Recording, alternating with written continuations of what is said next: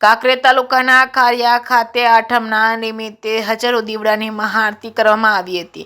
કાંકરેજ તાલુકાના ખારિયા ખાતે દર વર્ષની જેમ પરંપરાગત રીતે નવરાત્રી મહોત્સવનું આયોજન કરવામાં આવ્યું છે। શિવ શક્તિ યુવક મંડળ દ્વારા દર વર્ષે ખારિયા ગામનું નવરાત્રીનું આયોજન કરવામાં આવે છે। ત્યારે ગામ લોકો અને ગામ લોકોના બેન દીકરીઓ અને વહુવારું મન મૂકીને ગરબે ઝૂમી શકે તે માટે માતાજીની આરાધના કરે અને ત્યારે આ વર્ષે પણ પરંપરાગત રીતે રાજ મ્યુઝિકલ ગ્રુપ ખારિયાના સથવારે સરસ નવરાત્રીનું આયોજન કરવામાં આવ્યું છે।